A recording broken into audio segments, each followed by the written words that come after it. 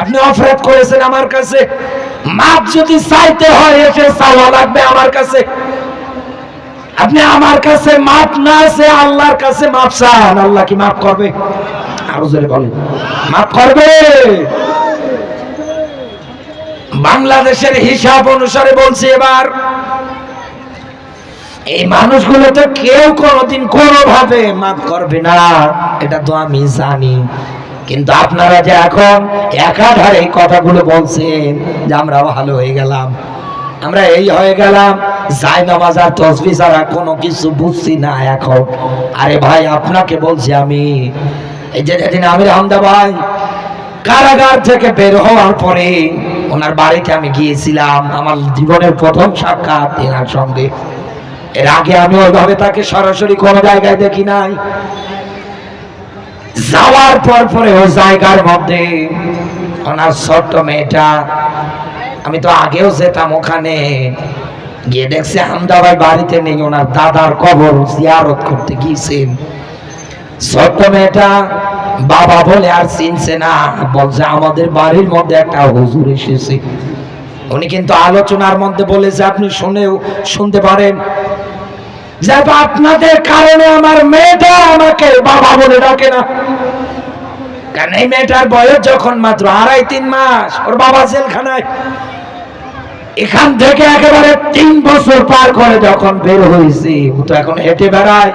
ও মনে করে এতদিন তো আমাদের বাড়িতে অনেক হুজুর এসেছিল, আমাদের কোলে নিয়েছে, বিভিন্ন কিছু খাবার দিয়েছে, ইনিও মনে হয় এরকম একটা হুজুর আমাদের দেখতে এসেছে।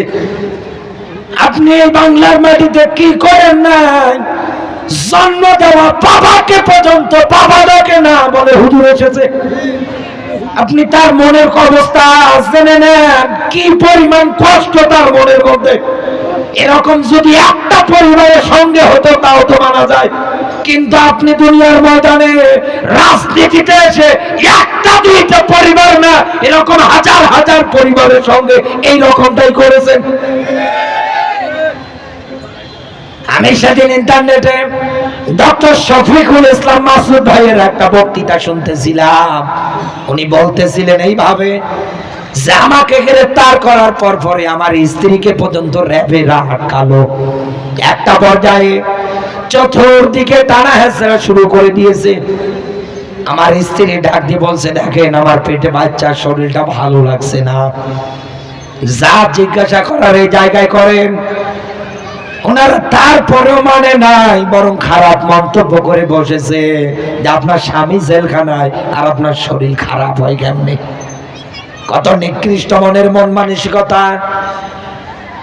একটা পর্যায়ে এই যে পেরেশানি একাধারে সহ্য করতে না পেরে প্রসব বেদনা শুরু হয়ে গিয়েছে, তাড়াতাড়ি করে সিজার করে বাচ্চাটারে ডক্টর দুনিয়ায় এনেছেন। শেষে কয়েক মিনিট পরে বাচ্চাটা দুনিয়া থেকে বিদায় নিয়ে চলে গিয়েছে। উনি কাছে আর ডাক দিয়ে বলছে, আপনাদের কারণে আমি আমার সন্তানের মুখটা পর্যন্ত দেখতে পারি নাই, আমি আমার সন্তানের জানাজার নামাজের ইমামতিতে দাঁড়াতে পারি নাই, আমাকে কবরের পাশে পর্যন্ত দাঁড়াতে দেওয়া হয় নাই। এই বাচ্চাটার কি কোনো অপরাধ ছিল? আরো জোরে বলেন, কোন অপরাধ ছিল? তো আপনারা তো এখন একাধারে বড় বড় আল্লাহর ওলি সেজে বসে আছেন। সেদিনে যে শামীম ওসমানকে দেখছি ইন্টারনেটে, সৌদি আরবিয়ানরা যেভাবে পোশাক পরে ওই রকম পোশাক পরেছে, ফেসবুকে ছবি দিয়েছে, নিজে একদম লিখে দিয়েছে কাইফা হালুকা। চিন্তা করেন তো, বিশাল বড় আল্লাহর ওলি এখন এই বাংলাদেশে। আরে ভাই, মাপ পাওয়ার ক্ষেত্রে এই দুনিয়ার ময়দানে অপরাধ যার কাছে হবে, মাপ চাওয়া লাগবে তার কাছে। আপনি তো অপরাধী এনার কাছে, আপনি তো অপরাধী আমার কাছে, আমার কাছে মাপ না আছে, আপনি আল্লাহর কাছে মাপ চান মানে? এমনকি এই জালেমদেরকে এতদিন দুনিয়ায় যারা সাপোর্ট করেছিল, রায় দিয়ে ভোট দিয়ে ভোটের বাক্স চুরি করার দিক দিয়ে যারা সহযোগিতার টপ লিস্টে ছিল, এরা অপরাধ করার পরে যা এরকম গুনাহ হয়েছে, এদেরকে সমর্থন রায় যারা করেছে সবগুলোরও কিন্তু সমান সমান। আসরের নামাজের পরে পয়গম্বর লূত আলাইহিস সালামের কাছে দুইজন ফেরেশতা এসে ডাক দিয়ে বলে, পয়গম্বর আপনি এই জায়গা থেকে আপনার অনুসারী যারা আছে তাদেরকে নিয়ে চলে যান, খবরদার ইল্লামরাতা আপনি আপনার স্ত্রীকে নেবেন না। গাজীপুরবাসী মনের মধ্যে প্রশ্ন আসতে পারে, লূত নবীর স্ত্রীর কি চরিত্র খারাপ? উনি কি চরিত্রহীনা? কোন মুফাসসির আয়াতের ব্যাপারে এরকম ব্যাখ্যা দেয় নাই। সব মুফাসসিরেরা এটাই ব্যাখ্যা দিয়েছেন, ওই সময় খারাপ লোকদেরকে তলে তলে সাপোর্ট করতেন একাধারে। শুধু তলে তলে সাপোর্ট করার কারণে লূত নবীর স্ত্রী যদি আল্লাহর গজব থেকে রেহাই না পায়, এই বাংলাদেশে জালেমদের যারা পা ফেটেছে আপনি তাকিয়ে দেখেন, গজব আল্লাহ এমন আকারে দিয়েছে। এতদিন রাজনীতিতে মানুষদের উপরে জুলুম করে লক্ষ লক্ষ টাকার যে বিল্ডিং বাড়ি তৈরি করেছিল, যে রাজপ্রাসাদ বানিয়েছিল, মানুষ সবগুলোই ভেঙে চুরমার করে দিয়েছে, সব ভেঙে চুরমার করে দিয়েছে। বাদশাহ সাজ্জাদও কিন্তু জান্নাত বানিয়েছিল, এটা বানিয়েছিল একটা রেয়াত। সব মুফাসসিরেরা একমত, বাদশাহ সাজ্জাদকে আল্লাহ তার বানানো জান্নাতটা ভোগ করতে দেয় নাই একটা মাত্র কারণে। কারণ ও যখন জান্নাত বানাবে তখন চতুর্দিকে এলান করে দিয়েছিল, যার যেখানে যা কিছু আছে সবগুলো ছিনিয়ে আনো, কেড়ে নিয়ে আসো। ওই সময় লোকেরা দিতে চাইতো না, জোর জবরদস্তি করে কেড়ে কেড়ে নিয়ে আসতো।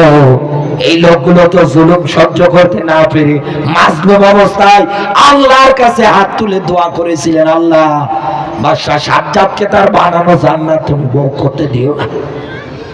দোয়া কবুল করেছে কে? আরো জোরে বলেন।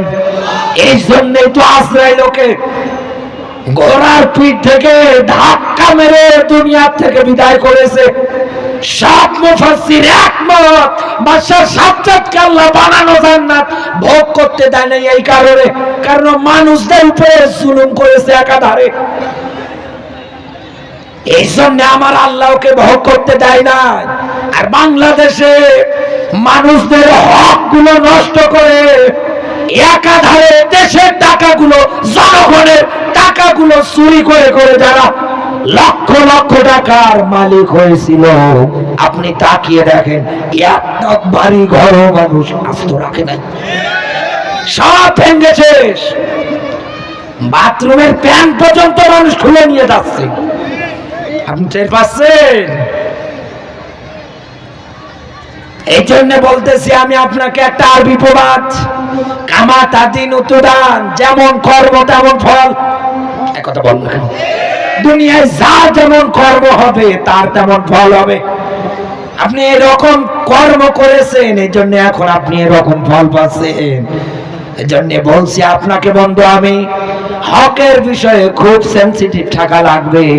এখানে অনেক মা বাবা বসে আছে, ছেলেদের নামে সব সম্পত্তি গুলো লিখে দেয়, কিন্তু মেয়ের নামে কিছুই দিতে চায় না।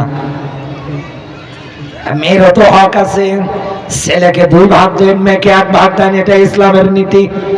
আপনি সব ছেলের নামে লিখে দেন, মেয়েকেটাকে কিছু দেন না। এই অবস্থায় যদি মারা যান, কিয়ামতের দিন আপনাকে জাহান্নামে যাওয়া লাগবে। এখন আপনি যদি বলেন যে আমি যেতে রাজি আছি, আমার অসুবিধা নেই, আমি আয়াতও জানি, ফাযাক্কির ইন্নামা আনতা মুযাক্কির লাস্তা আলাইহিম বিমুসাইতির। নবী আপনাকে পুলিশ দারোগা করে পাঠায় নাই যে মানুষ পিটিয়ে দুনিয়ায় হেদায়েত করা লাগবে। নবী যার ইচ্ছা হয় মানবে, যার ইচ্ছা হয় মানবে না। যারা মানবে না আমি আল্লাহ নিজেদেরকে আগুনে জ্বালাবো। এ কথা কার? আরো জোরে বলেন কার? একটু জিকির করেন সুবহানাল্লাহ।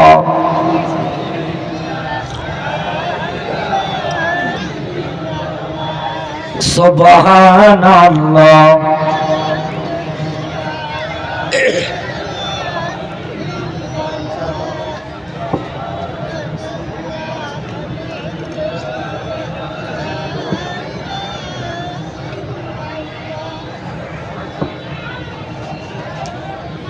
সুবহানাল্লাহ আলহামদুলিল্লাহ সুবহানাল্লাহ আলহামদুলিল্লাহ লা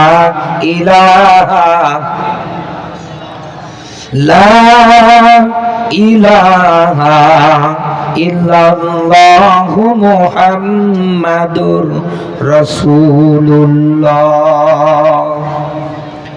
গাজীপুরবাসী, আমি আপনাকে যেটা বোঝাতে চাচ্ছিলাম, এই দুনিয়ার ময়দানে অপরাধ করার পরেও দুনিয়ায় যারা আল্লাহর কাছে সাধু সাজি মাপ চায়, এই মাপ চাওয়ার ক্ষেত্রে আমার দুইটা নিয়ম মেনটেন করতে হবে। এটা না করে এই দুনিয়ার ময়দানে ঢালাও ভাবে যারা আল্লাহর কাছে মাপ চায়, আমার আল্লাহ এদেরকে কোনোদিন মাফ করবে না। আল্লাহর হক যদি আপনি নষ্ট করেন, আল্লাহর কাছে মাপ চান তো আল্লাহ মাফ করবে? মাফ করবে না? করবে না? এটা আল্লাহর বিষয়। কিন্তু হাকুল ইবাদ যেটা আছে, বান্দার হক, বান্দার কাছে মাপ চাওয়া লাগবে আপনাকে। বান্দা যতদিন না মাফ করে না, ততদিন আমার আল্লাহ মাফ করবে না। এটাই আয়াতের ব্যাখ্যা, এটাই সিদ্ধান্ত আল্লাহর।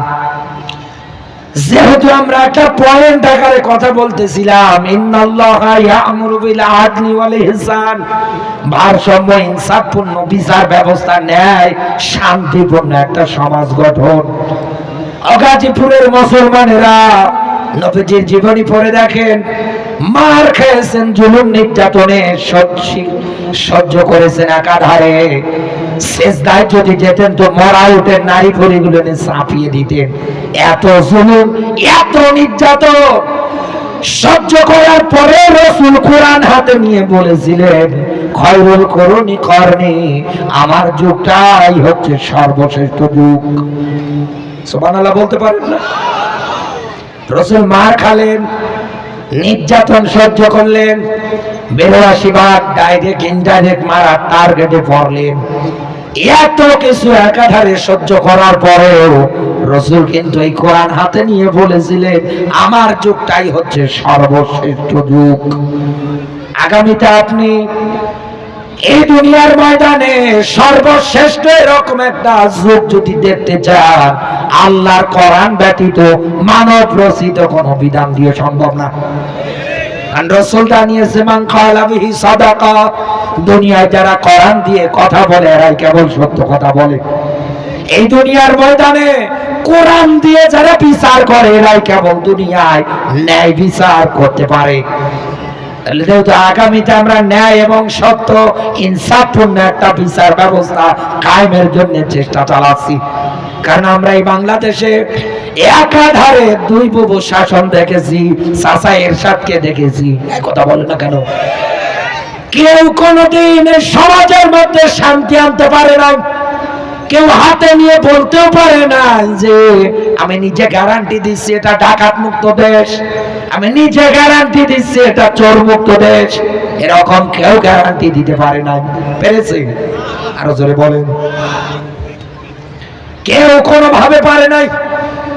বরং যারা যেখানে একাধারে নির্বাচনে পাশ করার পরে দায়িত্ব পালন করেছিল, আপনি তাকিয়ে দেখেন সে ওই জায়গা থেকে জনগণের লক্ষ লক্ষ কোটি কোটি টাকা চুরি করেছে আর পাচার করেছে। যে যেখানে দায়িত্ব পাচ্ছে সে সেখানে লুটে ফুটে খাওয়ার চিন্তা ভাবনা করছে। কিন্তু আল্লাহর কোরআন এই দুনিয়ার ময়দানে এরকম সব চিন্তাধারাগুলোকে বদলিয়ে ফেলে সুন্দরভাবে দুনিয়ায় ইনসাফপূর্ণ একটা সমাজ পুরস্কার দেওয়ার জন্য এই দুনিয়ার ময়দানে এসেছে। এটার পক্ষে আমাদের ভূমিকা রাখা লাগবে। যেহেতু রাসূল করেছে, না আমাদেরও করা লাগবে? নাকি দরকার নেই? আরো জোরে বলেন। এটা করতে গেলে আপনার কর্মসূচি কি এবার বলছি। আল্লাহ পাক বলেন, ওয়ালতাকুম মিনকুম উম্মাতুন ইয়াদউনা ইলাল খায়র, সূরা আলে ইমরান 3 নাম্বার সূরা 4 নাম্বার পারার 104 নাম্বার আয়াত। আল্লাহ পাক বলেন তোমাদের মধ্যে একটা দল থাকা দরকার। দল কয়টা? সবাই বলেন। বাংলাদেশে এবার মিলিয়ে দেখেন হাজার হাজার দল, 22 দল, 20 দল, 14 দল, 15 দল আছে না নেই? এত দল, মানুষ যত তার চাইতে দল বেশি। এক কথা বলেন কেন? কোরআনের আয়াত দল করতে গেলে করা লাগবে একটা, কারণ একটা দল আল্লাহর কাছে উত্তম। নবীজির হাদিস, কিয়ামতের ময়দানে আমার উম্মত যারা হবে ৭৩টা কাতার দাঁড়াবে, ৭২ কাতার যাবে জাহান্নামে, আর একটা কাতার যাবে জান্নাতে। এই হাদিস, এই কোরআনের আয়াত এবার মেলাই। এই দুনিয়ার ময়দানে ওই জান্নাতি দলটা তো এইটাই। দুনিয়ায় যারা রাজনীতি সংগঠন করতে গিয়ে কর্মসূচি হাতে নিয়েছে, ইয়ামুরুনা বিল মারুফ, সৎ কাজে আদেশ, ২ নম্বরে অসৎ কাজ যেখানে, ওই জায়গার মধ্যে বাধা। আল্লাহ পাক বলেন উলাইকা হুমুল মুফলিহুন। উলাইকা শব্দ ইসমে ইশারা। আমার যেমন হাতের আঙ্গুল আছে, আমার আল্লাহরও কুদরতের আঙ্গুল আছে। আল্লাহ দেখাচ্ছেন উলাইকা, এই দলটা আমি আল্লাহর কাছে সফল কাম। সুবহানাল্লাহ বলতে পারেন না?